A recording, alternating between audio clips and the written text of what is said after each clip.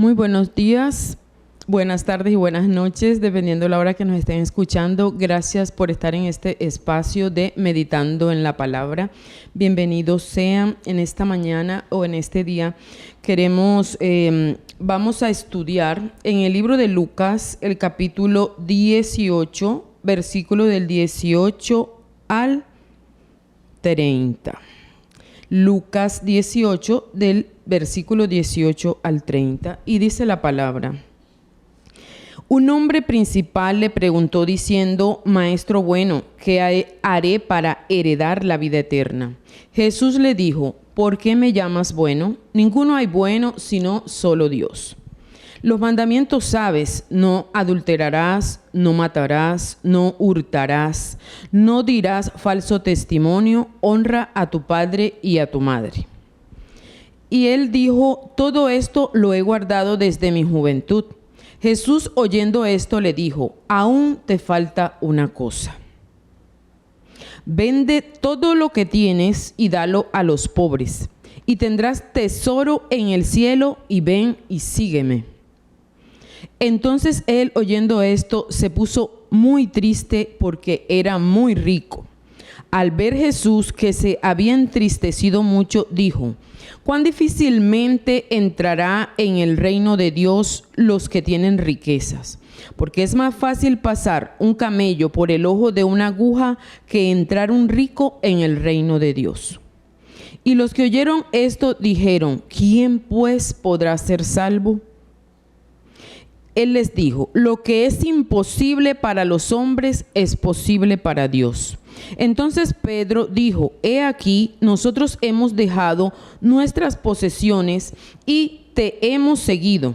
Y él le dijo: de cierto os digo que no hay nadie que haya dejado casa, o padres, o hermanos, o mujer, o hijos por el reino de Dios, que no haya de recibir mucho más en este tiempo y en el siglo venidero la vida eterna. Muy bien, hemos leído el pasaje. Vamos entonces a analizarlo. Y lo primero que tenemos que tener en cuenta es que anterior a este pasaje encontramos que Jesús aparece reprendiendo a los discípulos porque ellos no dejaban que los niños se acercaran a ellos, a lo cual el Señor Jesús les dice: dejad que los niños se acerquen a mí, porque de los tales es el reino de los cielos, de los tales es el reino de Dios. De cierto os digo que el que no recibe el reino de Dios como un niño, no entrará en él. Y no es casualidad que este pasaje esté aquí, porque también este hombre principal o este dirigente rico está preguntándole a Dios cómo entrará a ese reino de los cielos. Y también le está preguntando cómo va a obtener esa vida eterna. Entonces hemos titulado este mensaje: La incalculable bondad de Dios. Y miramos en la primera parte que este dirigente rico tenía una concepción de bondad o una concepción de lo bueno que distaba mucho en la bondad o lo que era realmente ser bueno en el concepto de Dios. Y de pronto él mismo, como dirigente, como persona, se consideraba bueno, como muchas veces nosotros nos consideramos buenos, porque decimos: yo no he robado, yo no he matado, yo no he adulterado. Todas estas cosas es el concepto que tenemos de esa bondad. Y él le pregunta precisamente a Jesús, le pregunta cómo va a heredar ese reino de los cielos. Y también primeramente le dice que él es bueno, donde Jesús le refuta: ¿por qué me llamas bueno si solamente hay uno bueno y es Dios? ¿Será que este dirigente está haciendo ese reconocimiento de que está ante el mismo Dios cuando está hablando con Jesús? ¿Sería que también él se creía bueno? También este dirigente se creía bueno y pensaba en su concepción que eso de ser bueno él lo podía lograr por sí solo. que eso de ser bueno se le daba a él porque estaba dentro de sus propósitos, porque él quería hacerlo. Y muchas veces nosotros pensamos de esa manera errada también, que esa bondad y el ser buenos lo podemos hacer, lo podemos lograr por nuestros propios méritos, lo podemos hacer por nuestra cuenta. Y él se consideraba bueno, este dirigente, porque tenía un estándar de conducta muy apropiada para todo, para la circunstancia, para el medio donde él vivía y porque él seguía los mandamientos.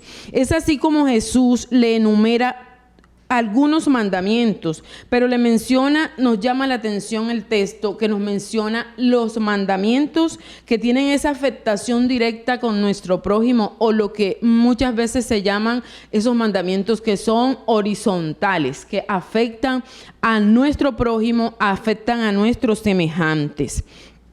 Y Jesús le menciona: no adulterarás, no matarás, no hurtarás, no dirás falso testimonio, honra a tu padre y a tu madre.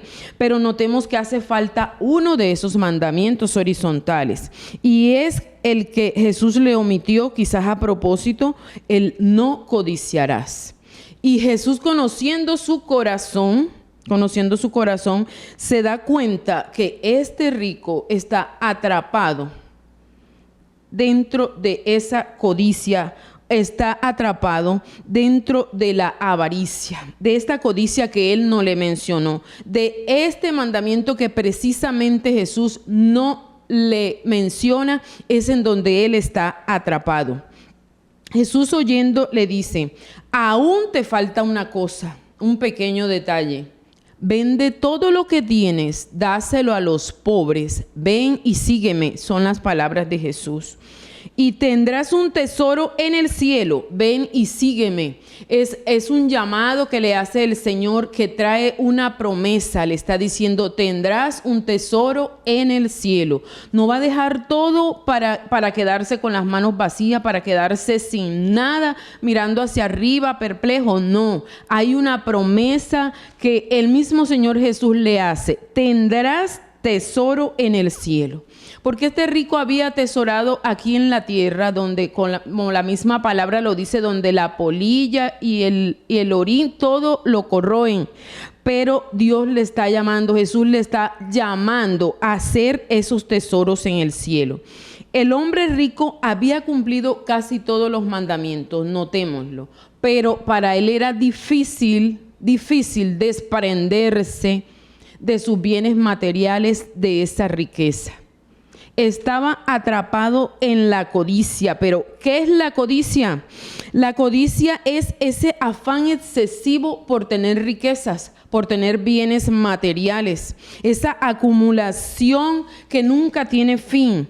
Nunca es suficiente el dinero, nunca son suficientes los bienes. Siempre que queremos tener más, eso es lo que es la avaricia. Este hombre estaba totalmente atrapado en esa codicia y en esa avaricia. Y si vamos más allá y analizamos, tampoco él pudo cumplir ese primer mandamiento que nos dice, no tendrás dioses delante de mí, porque el dinero y la riqueza se habían convertido para este hombre en su Dios.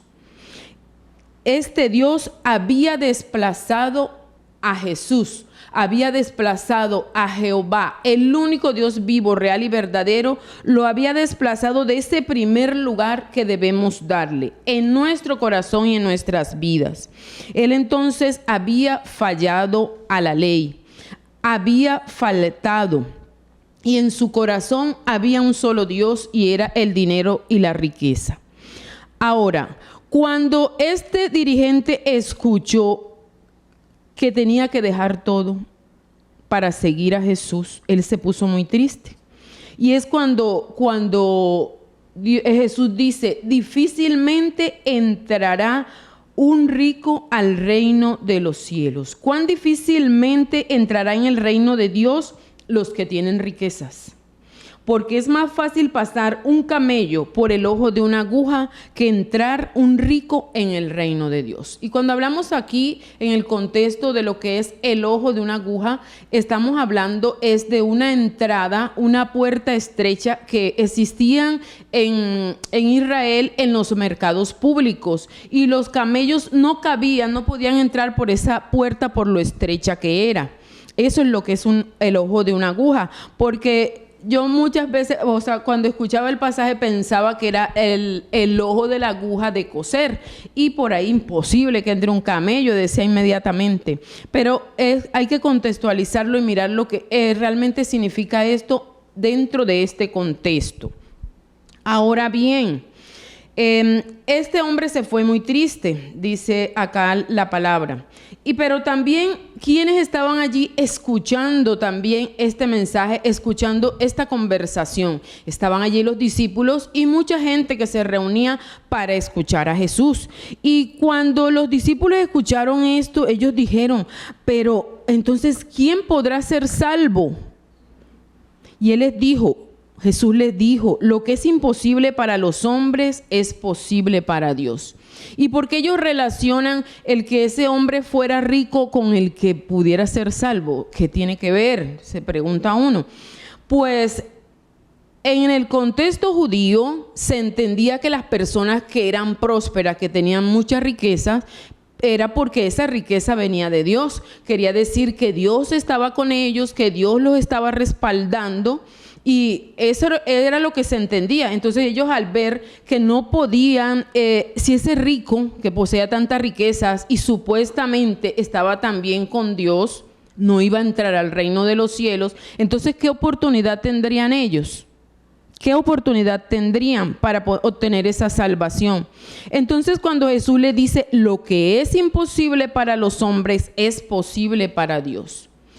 Porque para nosotros encontrar esa perfección de la que también nos habla este mismo pasaje en Mateo 19, 16, 30, Jesús le dice, si quieres ser perfecto, anda, vende todo lo que tienes y dáselo a los pobres.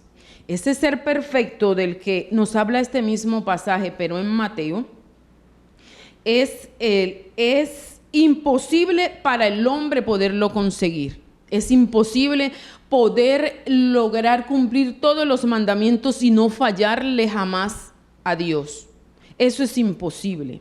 Y si ese era el requisito, que era el requisito que de pronto imponía la ley para poder obtener ese reino de los cielos, Jesucristo vino a cambiar ese requisito y decir que lo que es imposible para nosotros, Él lo hace posible a través de su muerte en la cruz del Calvario, porque Él allí lleva todos nuestros pecados y es por gracia que nosotros recibimos esa salvación. Es por gracia que nosotros podemos obtener esa vida eterna. Es por su gracia y por su gran amor, no por los logros que yo pueda tener, no por la profesión que tenga, no por las riquezas que tenga, no por los méritos que yo haga, porque esa bondad de la que hablaba este dirigente, que él pensaba que la podía lograr, él no la podía lograr.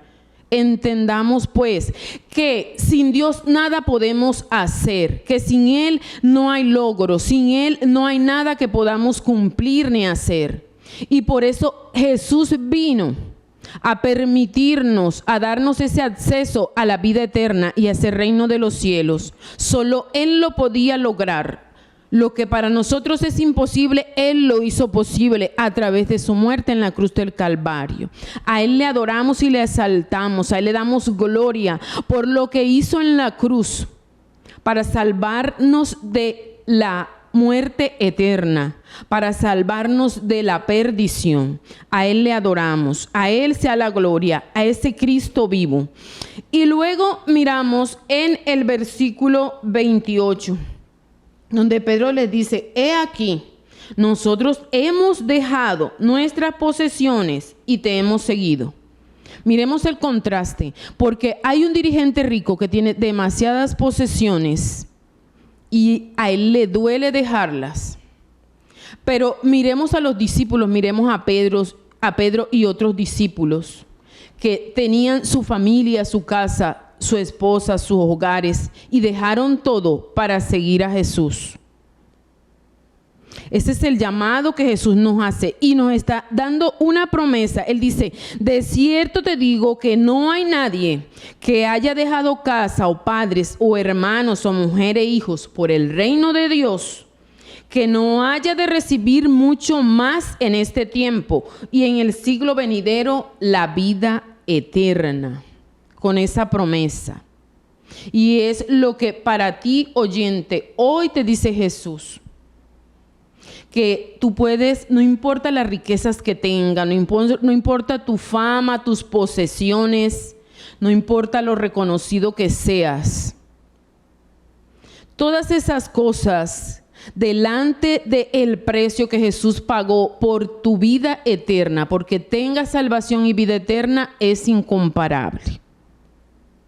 Y hoy te llama y te insta, porque todas las cosas que tenemos aquí, sea la fama, sea el dinero, riquezas, posesiones, poder, todas esas cosas son efímeras y quedan aquí y son terrenales, no trascienden, pero la vida eterna permanece para siempre. Y la vida eterna, esa felicidad de poderte encontrar con ese Cristo vivo, de pasar el resto de tu vida, pero esa vida, esa nueva vida eterna con Él, eso no tiene precio. No hay riquezas, no hay poder ni fama que pueda comprar eso.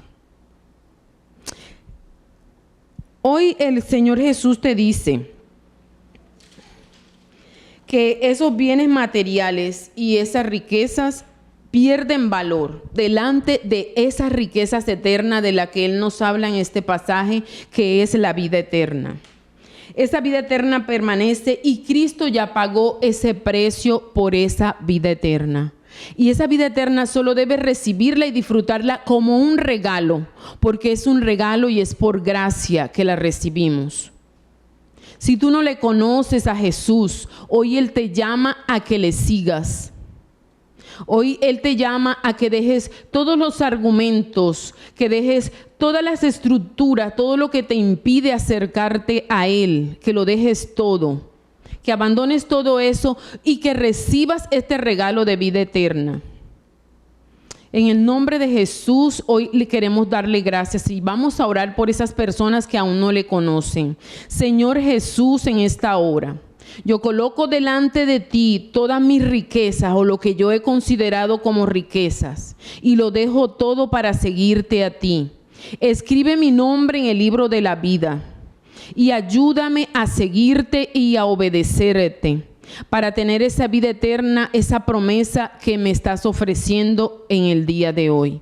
En el nombre de Jesús yo doy gracias. Amén y amén.